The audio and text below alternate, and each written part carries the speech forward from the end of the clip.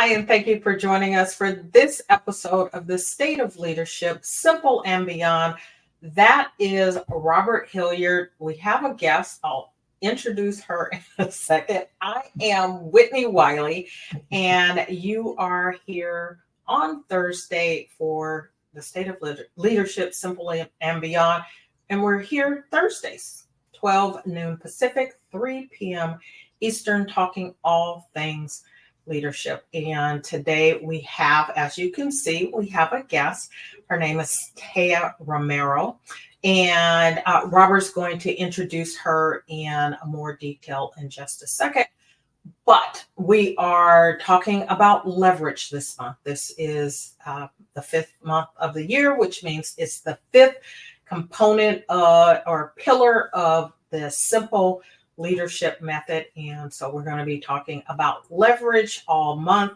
And this particular episode is leveraging the past, leading the future. And so we'll be talking about leverage and Taya's journey in leadership and how she has leveraged some of the things that she's learned, the lessons that she's learned in the past, and how that is helping to move her forward in the future. So, Robert, how's it going? It's going well. It's going well. I'm excited. I don't know Taya, but I read a little bit about her, so I'm excited to hear more about her journey and her leadership. Cool. All right. Well, with that, let's go ahead. Well, you want to talk a little bit about what leverage is in terms of our leadership framework? Leverage is about leveraging the things that are around you. So it could be your talents, it could be your skills, it could be your resources, what you have with your team, and how you want to use those things to move your mission, vision, or just your project forward.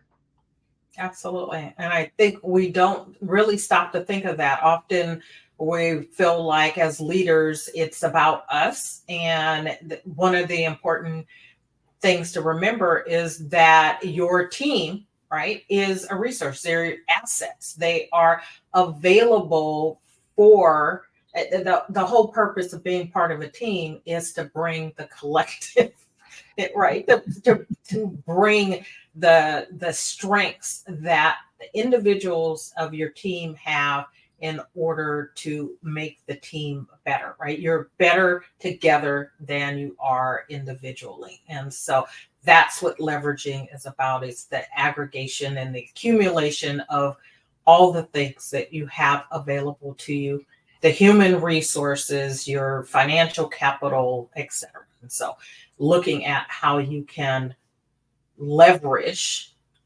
You know why I chose leverage? Well, one, it makes sense with simple, but saying taking advantage of just always sounds so bad. I don't like, take advantage, and it just sounds bad. So yeah, leverage does sound better. It does sound better. So, Robert, I will turn it over to you. You can introduce Taya, and we will move forward. Fantastic. So let's start by saying Taya is a relationship manager, creator, founder, board member, moderator, photographer, and rainy weather enthusiast. She's a passionate creator of new processes, systems, communities, and resources to help promote the overall success of neurodivergent women, employees, entrepreneurs, and change makers. Taya is a board member of the Music Beyond Measure organization and the creator founder of Leaders in Clinical Research. As a survivor, Taya volunteers and shares her story with several women's organizations, focusing on how the end result can make people's lives better, whether through drug development for rare disease treatment, by mentoring women in STEM, or supporting trauma survivors. It's the personal connections that drive Taya's passion. With that, we'd like to welcome Taya Romero to our show. Thank you. Thank you so much. Yes. I have been, really trying to do an outreach and get other women to share their stories as well, because I just think it's so important for us to connect. And I'm no longer on the one correction. I'm no longer on the board of Music Beyond Measure, but I was at one point, and I strongly support their mission. So I just wanted to add that in. Fantastic. And so, you'll notice if you watch our show, and you say you do. So Yes, we interview people. We kind of ask the same questions with a little bit of extra spice now and then. So we're going to ask pretty much the same questions that we always do, and it's only 5 questions. So I'm going to get started by asking you to tell us a little bit about your journey, what led to your work, and how you choose to lead and lift up others. Sure. So, well, it's a lot of info in that one question. I started in the industry. I was a young single mom. I'm in the clinical research industry, and I began just taking in the source documentation from CRAs, and I would code them and scan them in the system. So kind of mailroom, I say, level. And then I saw all the possibilities, right? I saw people that were project managers and they were traveling and they had, nice cars. And I was thinking, oh, I would like to be in that position. What can I do to get there? Fortunately, I had a degree. So I had, that step already done. I just needed to really network and leverage my skills. And so that is what interested me in your topic as well, is, learning your own skill set in order to leverage yourself and help move your career along. And I had a goal in mind, and I moved, as I've been 20 years in the industry so far. So, pretty quickly, actually, I would say I went from the mailroom type of role into data management role, into regulatory role, and then into project management. So I took a long path there, and not exactly a straight, ladder. It was kind of up and down a bit, but I have so much education in all the different areas of clinical research that maybe my coworkers don't have, that didn't have that same experience. Maybe they did the straight ladder. They just entered associate project manager, went up project management, senior project management. Sometimes they're not thinking of the regulatory compliance side, which I always have in the back of my mind, having spent so many years in regulatory. So I think that, my path is not traditional at all in clinical research. However, it is wonderful, and I wouldn't change it because I have so much experience across the board, and I'm able to use that experience to connect with so many different women that do work in data management and are senior level or VP level of data management, women that are in regulatory and maybe VP level in regulatory now. I have so many connections across the different departments and the different areas, and I can really see how each person brings their skill set to build this puzzle, and to really create the final product. So, I toward the last few years, probably around the time I first met Whitney, about 4 or 5 years ago, I started getting into more of a client-focused role. And that's where I have remained because I adore working with clients. And I just, anything I can do to help advocate for clients, help them understand the processes that maybe they're an outsider of and they don't see the inner workings. That's where I find my joy is really helping bring the clients up to speed and giving them the clarity they need. So. One of the things that I think we have in common, all three of us, and you mentioned this, Taya, is not being on a traditional path to where you are, right? And the career that you have. Robert's path started as a musician. He started as a musician, and I just started as a flounderer. So it's, I was like all over the map, no clue whatsoever. After it was clear to me after organic chemistry that I wasn't going to be a doctor. And so, it was like I was all over the map. So I connect with you on that. And I think a lot of our viewers will connect with it. That will resonate with people, right? That you don't have to be on a traditional path in order to have a fulfilling career, to do the things that you want, to do the things that you love, or to find your niche as a leader ultimately, right? You don't, we say this all the time, you don't have to have a title, one, but your path that doesn't need to look a particular way to set you up for success as a leader. Yes, and I think that is something I would love to encourage more people to open their minds to. Is I think we feel locked into this one way of success, and it has to be staged in a certain level. But you're losing so many opportunities and so many connections if just be open-minded, and maybe your career will take you in a direction that you weren't planning, but you'll get so much benefit out of it in the end. Yeah, I always think it's interesting how some of the things that I feel, I don't want to say depressed about, or like, discouraged about when it comes to my path, those are the things that help me connect with people in very ways I would never have suspected before. They'll say something, oh yeah, I know all about that because this is my former life. I can talk to them about this. And so it's really important to embrace where you are in that journey. It's easier said than done, however, but really, has many benefits to it. Yeah, I agree. Yeah. So Taya, we're as you know, we're also, we're all about leadership here. And we like to ask this question because sometimes we are surprised, but mostly delighted by the variety of the answers that we get. So what's your leadership philosophy?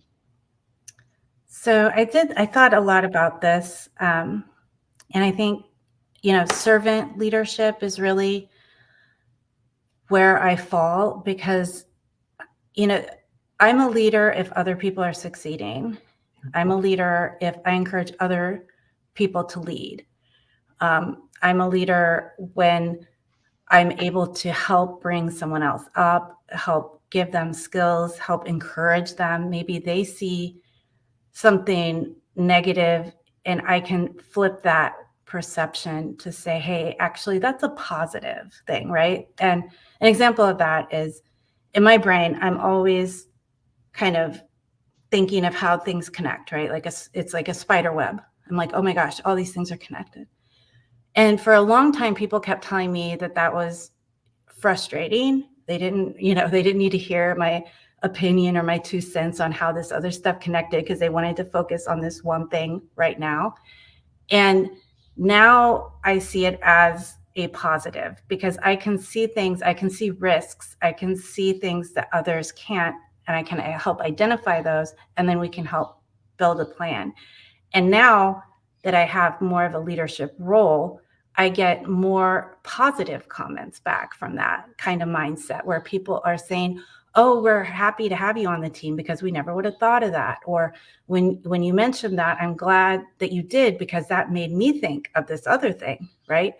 And if I had believed the comments when I was much younger, that was a negative and that I should just keep my mouth shut, then I wouldn't have gotten to the point I am now where I'm kind of proud of that aspect of myself. I can help, I don't know, think of things that no one's thought of or ways to do things that are unique. So, if I can help encourage other people to kind of find those positives within themselves and to really hone in on those, that's how I would show leadership, I believe. That's fantastic. You say so many things in there. One of the things that I really love, and Whitney's going to jump all over this when I say it, when you said you can see the connections, I was like, systems thinking. Yes. Whitney knows that I'm big on that. And, looking at the system, not just looking at things at the event level, but you have to look at the patterns and you have to look at the structure, and that really points to the system. So it doesn't surprise me that people said negative things to you about that, because most people think very linearly. So that makes a lot of sense to me. Mm-hmm. I love the way you sort of described it, right? And that spider webs but it's interconnected and interactive. And so that's all I'm going to say about the systems, Robert. For this time, I'm going to leave you alone. Okay. So, one of the things that we like to talk about on the show are challenges, because a lot of times we, as humans, we tend to avoid them, right? So, we like to talk about them because they shape who we are. So, what challenges did you face on your journey, and how did they shape your work? Well, I think there's been, so many challenges when I first entered, being a single mom. I had that challenge of, daycare and making enough money to make rent and all those things that women, in that situation struggle with. Also kind of being new to the clinical research field and very impressionable. And like I mentioned, the spider web kind of thinking and connection, that was discouraged in the beginning, in my earlier roles. And then I felt like something was wrong with me, like, oh my gosh, there's something wrong with me. I must not be meant to be here. Yeah, maybe I should try something else. And then I kept thinking, no, I don't give up on myself. And I had this goal. I was going to be a project manager, and I just kept bringing myself back to that goal. And I've always done these little boards where I put my goals on it for the year, and so I look at my goals and I could just refocus. And as time went on and my skill sets built and I felt more confidence, and I would deliver things and get positive feedback on it. And then starting to have full ownership of the things that maybe others were saying in the beginning were negatives. Now there are positives. And I think the challenge was within me, right? The challenge was not to stop myself from growth, not to stop myself from continuing on. That was a challenge, not the outside noise, because everyone hears that. Everyone's going to hear negatives. Everyone's going to tell you, you can't do that, or why do you want to do that? That's stupid. It's making sure you don't believe it, right? Making sure your head is straight and you keep on with what your goal is. And if your goal changes, because mine did, I got into project management and I was like, this maybe isn't for me, because I like identifying like the risks and the challenges and all the things associated with the projects. So maybe that's where I want to land. And then it brought me closer to clients. And that's where I fell in love. I just love working with the clients. And there's people that avoid that like the plague, right? They don't want to talk on the phone with a client. I ask someone, can you join me for this client call? And they'll say, oh, I'll just give you an update and you cover it for me. Like there's a lot of people that don't want to do that. So that's a skill set too, that I've grown, right? So I think that the outside noise and the discouragement is going to come, but you have to make sure that you don't become your own challenge, I guess. I love that.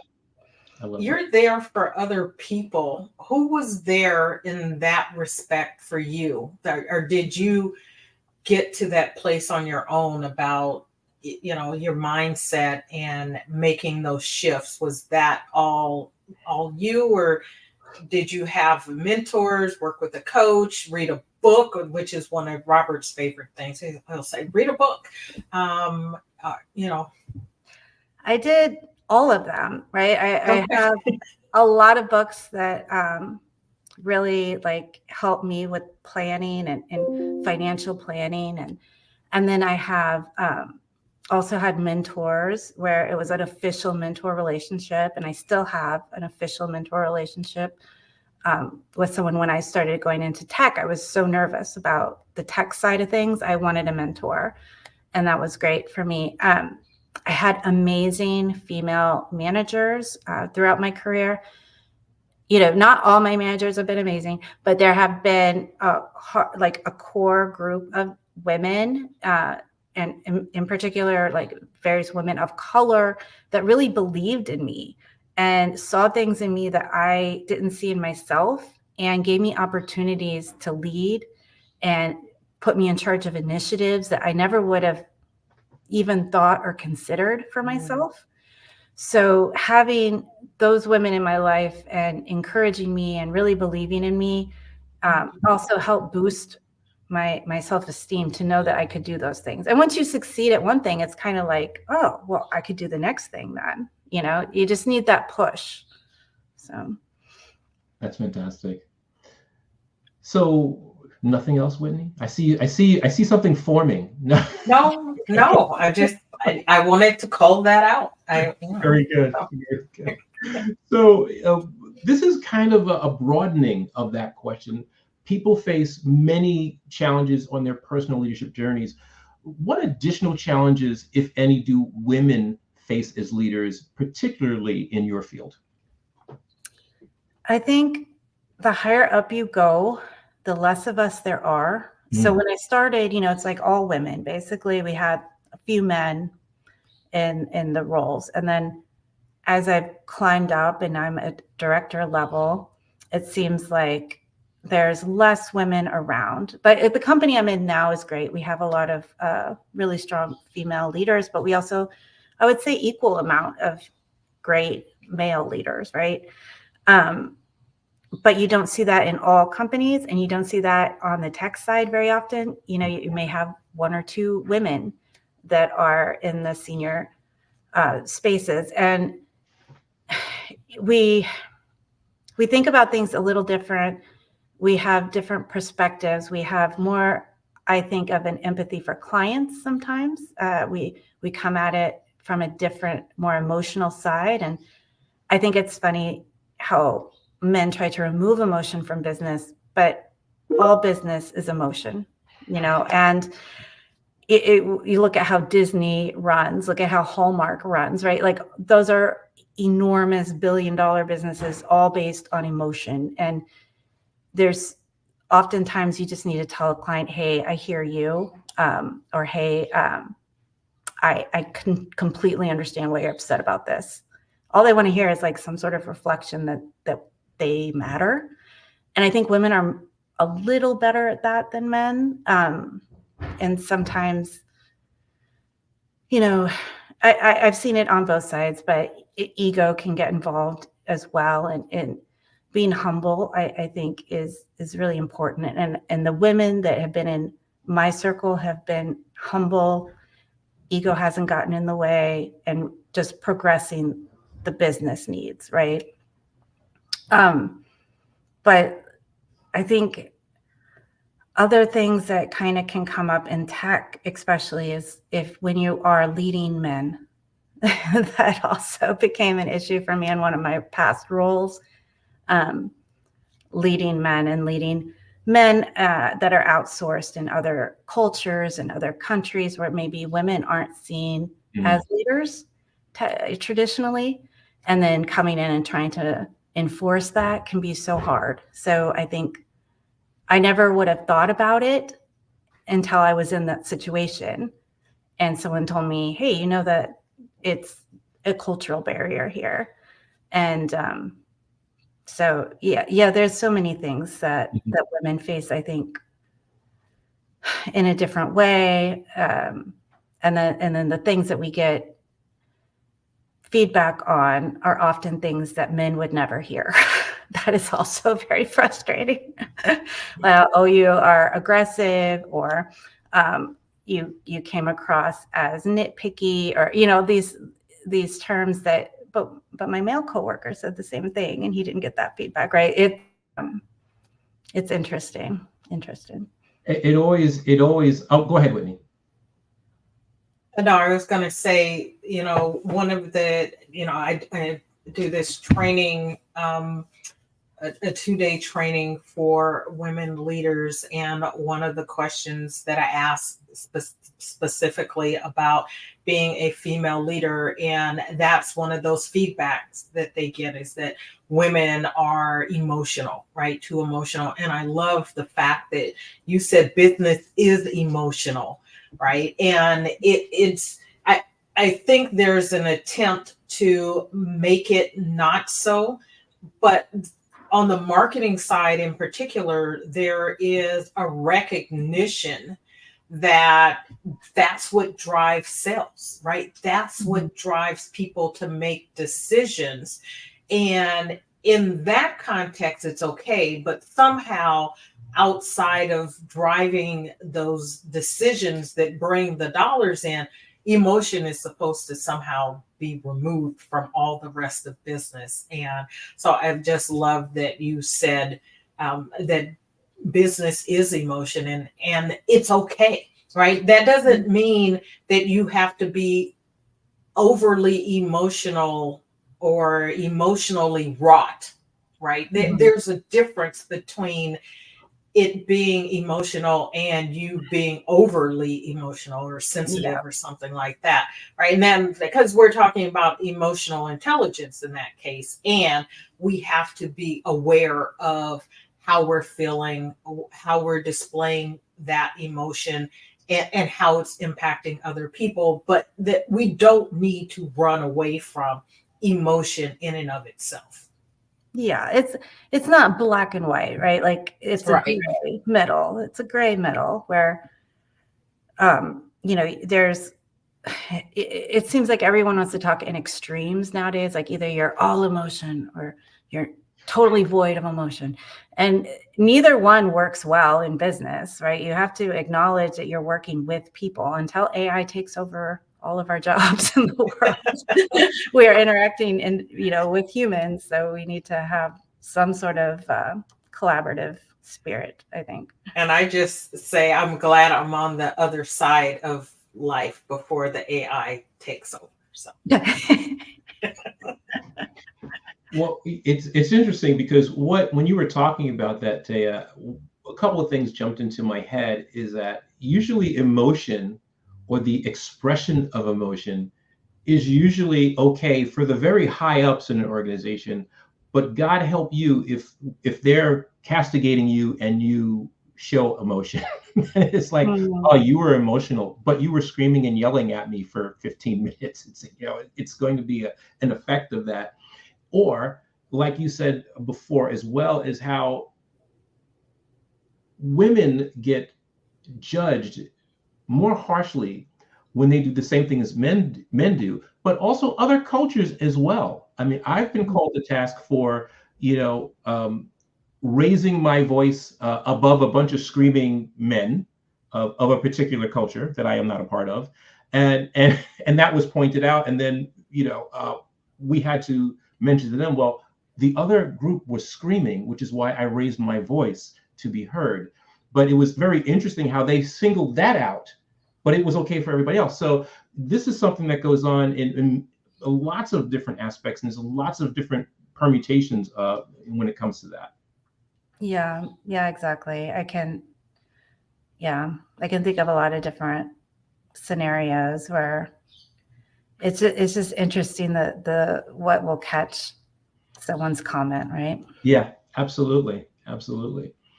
Well, this brings us to our final question, and it's really about one of the guiding principles of our leadership program, and that's leverage. So the question I want to ask you is, how does leveraging people, skills, and resources, etc., factor into your mission and your work as a leader? Sure. So I think building your network is so important. And no matter how terrible your job is at this moment, let's say you're so unhappy, don't burn your bridges. Try to find that one person that you connect with at that company and just focus on having a good relationship with that person, right? Like your leadership can change in the blink of an eye. And we've seen it happen recently with, the layoff coverage on LinkedIn. It's just every day, new layoffs, right? Leadership changes, companies change. They change their entire philosophy, right? Their whole missions change. So if you're unhappy in a role, it will change. Don't burn that bridge, because you may someday want to come back. After you left, and you found something better for yourself, you may want to come back, or you may want to leverage those relationships, right? It's about what's in your toolkit. Thinking of your career as a toolkit. Do I want to just throw the whole toolkit away? No, I want to start building. I may not be able to keep everything from this job with me, but I can take one thing with me, right? And I think that's an important lesson, especially for young people, because when I was young, I could be guilty of it too, where you think, oh, I'll just move on to something else and I'll be done with that. But really, it's all builds on itself, even if it is a role that you think you're above, or that you think you could find something way better. You may have to go back. You go back to those relationships. So I think leveraging your network, building your network all the time, not just when you're in a crisis, right? So you should be communicating with your network. You should reach out every once in a while just to say, hey, how's the weather? I heard it's really rainy, really sunny, really, just start a conversation. I think that's hard for some people.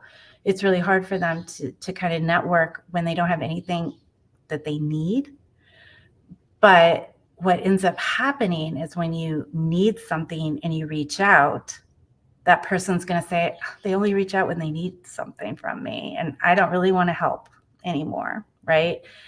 And it also, you're losing an opportunity too, where you could have helped them in some way. You never know what's up with this person that you're networking with. You reach out and maybe they are, oh, I'm so happy you reached out today because I was just thinking about you for XYZ. So you can open doors, open up to new experiences by just leveraging your network, keeping those relationships very fluid, constantly, updating people, which I know it's hard for some people to do, but baby steps, That makes a lot of sense. That's one of the really beautiful things about LinkedIn, right? Mm-hmm. And it's social media. I would say social media in general, and sometimes social media gets a bad rap, and there are some instances where it's justified. But overall, it is, and the way I have chosen to view it is an opportunity to efficiently, and I think effectively, stay in communication and in connection and in touch with people that,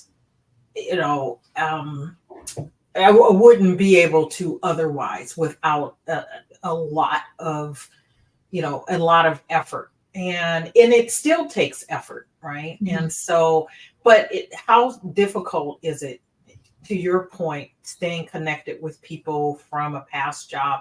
You say you connect on LinkedIn, they post something, you like it, you make a comment. That's a connection, right? That is going to resonate with people, that you are paying attention to what they're doing.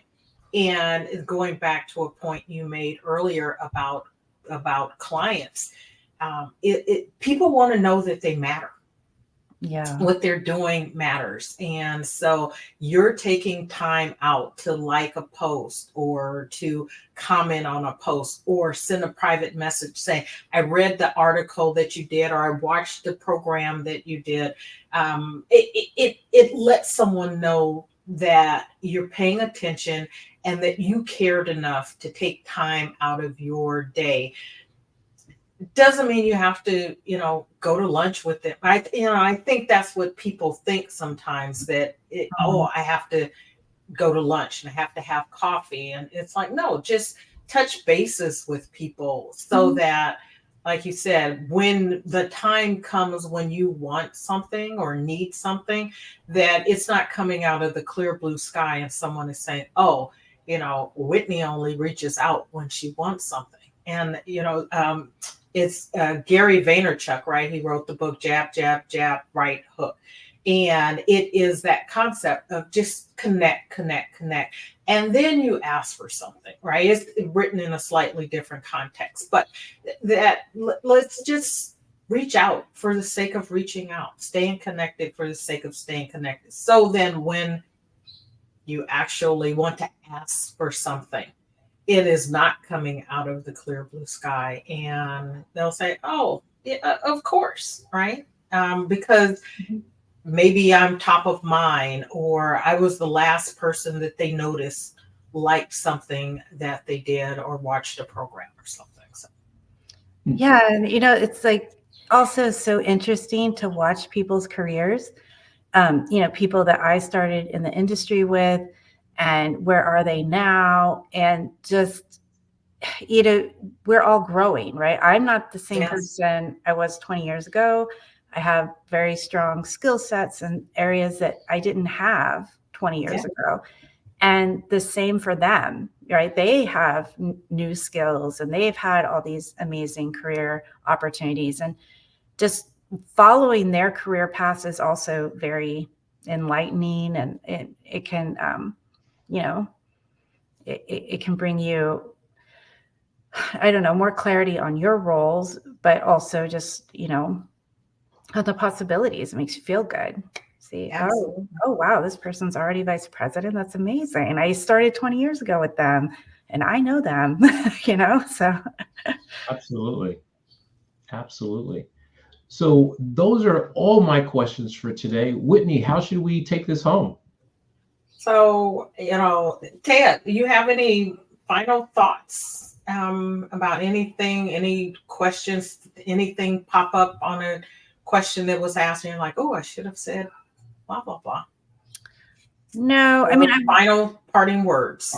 I would say, like, the thing that I find that LinkedIn can kind of get us sucked into is this like hierarchy of, oh, I'm only going to connect with these people at a certain role, or, that person tried to connect with me, but they're way beneath me, so I'm not going to connect with them.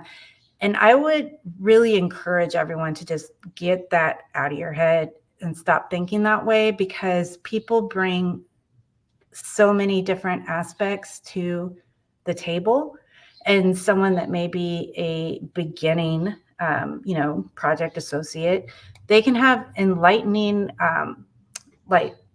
benefit to your career still, right? And people that are younger than you, I highly encourage that as well.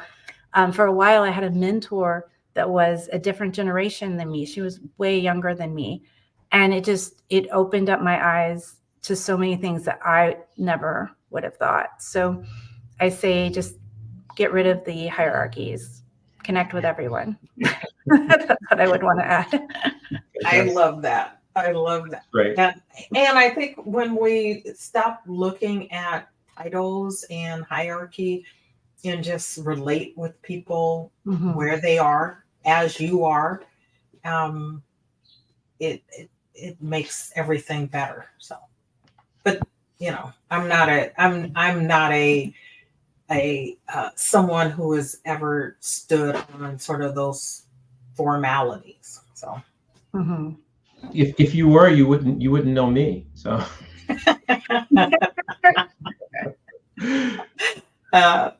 So with that, Robert, did you have any final thoughts or words before we wrap up? No, you don't want my final thoughts. I'm always off on another plane. Stop it. No, I thought this was a fantastic interview. It's great to finally meet you.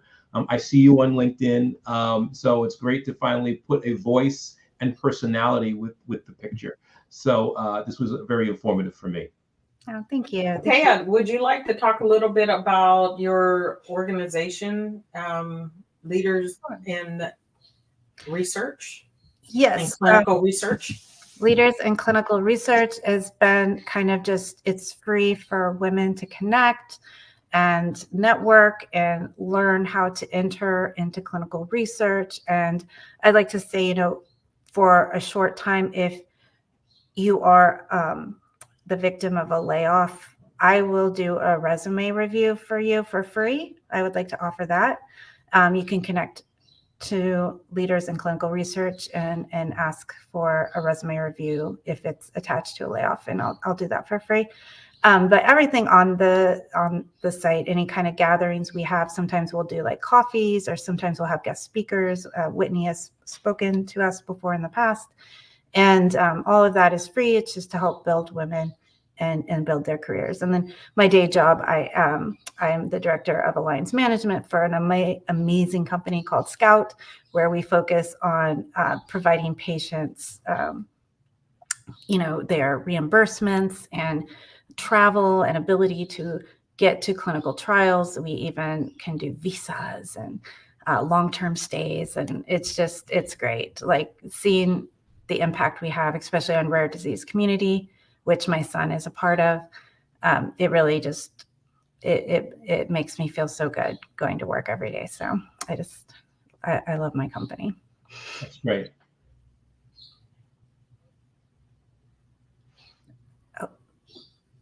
I love connecting with people who love their work, right? So leadership, people who love the work that they do, and doing impactful work at the same time. So, Taya, we want to thank you for joining us. I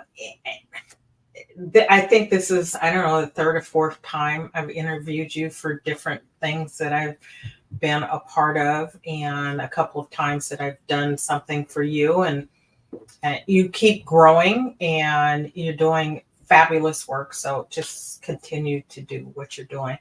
If you are a woman in STEM or interested in STEM, you should reach out to Taya. Find her on LinkedIn.